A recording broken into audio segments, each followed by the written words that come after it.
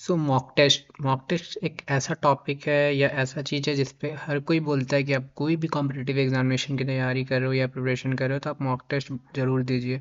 Mock test पे हर बार बोला जाता है कि मॉक टेस्ट अच्छा है, मॉक टेस्ट देना चाहिए। मॉक टेस्ट देने से आप अपने मार्क्स को इन्हेंस कर पाते हैं, आप ये पता कर पाते हैं कि आपने कहाँ कहाँ क्या गलतियाँ की, क्या आपको और इन्हेंस करना है, किस टॉपिक पे फोकस करना है, क्या ऐसी गलती है जो आपको नहीं करना। बट ये वीडियो का मेन पर्पस है ये वीडियो बनाने का कि आप मॉक टेस्ट को कैसे अटेम्प्ट करते हैं, how to attempt mock test. ठीक है, मॉक टेस्ट को देने का सही तरीका क्या है उसके बारे में ये वीडियो होने वाला है। चलिए इस पर बात करते हैं।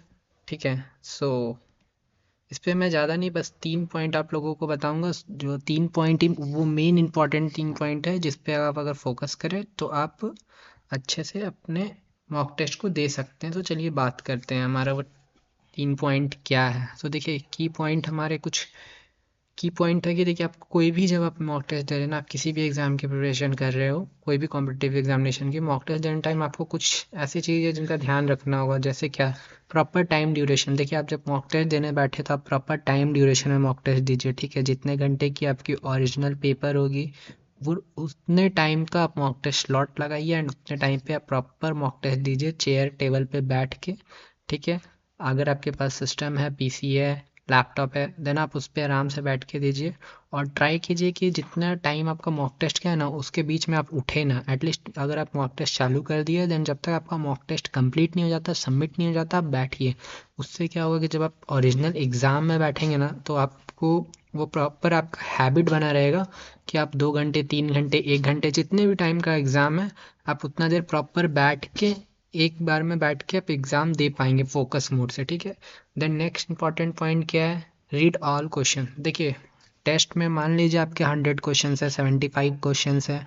ठीक है, तो अब आप ये मत कीजिए कि हाँ अब आपको पर्टिकुलर फर्स्ट सेक्शन आता है तो आप वो फर्स्ट सेक्शन को कंप्लीट करने लगे, देन उसके बाद आप सोचो नहीं, एक बार आपको क्वेश्चन मिल रहा है, आप एक बार 2 मिनट, 3 मिनट, 5 मिनट दे के आप सारे क्वेश्चंस को एक बार गो थ्रू कर लीजिए।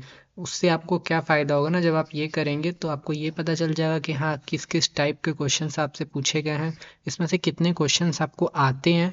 और उसको जब आप करेंगे तो फिर आप उसको 3 सेक्शन में डिवाइड कर लेंगे। ये पॉइंट जो यहाँ पे मैं लिखा हूँ इसी के आगे का बात है। तो यहाँ पे आप इसको क्या करेंगे ना, डिवाइड कर लेंगे 3 सेक्शन में। जब आप सारे क्वेश्चंस को रिवाइज कर लेंगे, एक बार देख लेंगे एटलीस्ट, तो जिसमें कि 3 सेक्शन क्या होगा, इजी, मीडियम एंड हार्ड और टफ बोल सकते हैं। तो जब आप सारे क्वेश्चन एक बार देखिए, फिर आप 3 सेक्शन में डिवाइड कर लिए, तो जब आप पेपर आप सॉल्व करने बैठेंगे ना तो आपके लिए ये आसान रहेगा कि पहले पहले आप इजी वाले जितने भी क्वेश्चन है वो सबको आप सॉल्व कर लिए। ठीक, देन आप मीडियम लेवल के जो भी क्वेश्चन है उनको सॉल्व कर लिए, देन उसके बाद आपके पास समय बचा तो आप हार्ड लेवल पे गए। अदरवाइज अगर आप सेक्शन में डिवाइड नहीं करेंगे तो आप रैंडम आपके पास कोई क्वेश्चन आया, अब आप उसको सॉल्व करने का ट्राई किए, नहीं सॉल्व हुआ, देन आप स्किप करके आगे बढ़े, बट उसको करने के चक्कर में आपका 1-2 मिनट वेस्ट हो गया।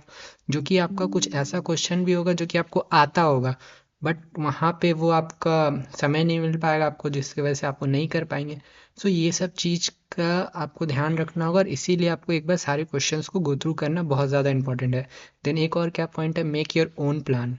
देखिए जब आप मॉक टेस्ट देना स्टार्ट करते हो ना तो आप उस तरीके से मॉक टेस्ट देते देते आप खुद का प्लान भी डेवलप कर सकती है। सबका अपना अपना होता है कि आपको पहले कौन सा सब्जेक्ट को पकड़ना है। ठीक है, लाइक मान लीजिए आपके पास 3 सब्जेक्ट है या 4 सब्जेक्ट है, जितने भी सब्जेक्ट का एग्जाम है, मान लीजिए आपको मैथ्स बहुत ईजी है आपके लिए। ठीक है, आपको मैथ्स बहुत अच्छा से आता है तो आप पहले मैथ्स वाले सेक्शन को पकड़िए। अगर आपको लगता है कि नहीं मैं मैथ्स में मेरे को दिक्कत होगा या कैलकुलेशन में टाइम लगेगा, आप देन और किसी सब्जेक्ट को पकड़िए, उसके मॉक टेस्ट दीजिए। ये सारे प्लान आप खुद से डेवलप कर सकते हैं, आप किसी की दूसरी स्ट्रैटेजी नहीं पकड़ सकते।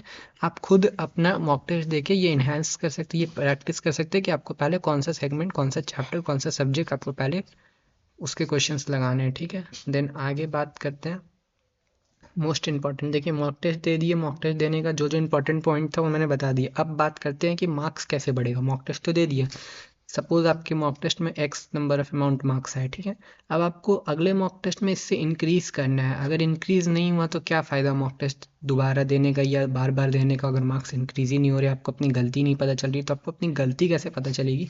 सो ये मोस्ट इंपॉर्टेंट चीज़ है। मॉक टेस्ट देने से ज़्यादा इंपॉर्टेंट है एनालाइज करना है। Analysis is most important. Mock test आप दे दिए, उसका एनालिसिस आप अगर अच्छे से नहीं कर रहे तो आपको मॉक टेस्ट देने का उतना फ़ायदा नहीं होगा।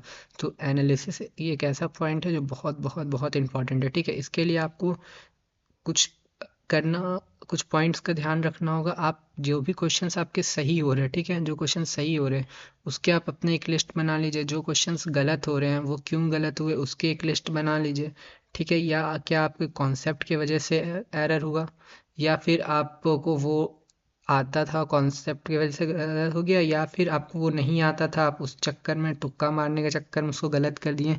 वो सब चीज़ आप ध्यान रख सकते हैं। ऐसा, या ऐसा कौन सा था जिसके कॉन्सेप्ट भी आपको आते थे, आप सही भी बनाए बट सिली मिस्टेक कर दिए। ये सारा चीज़ आप एनालिसिस के थ्रू ही पता कर पाएंगे, ठीक है।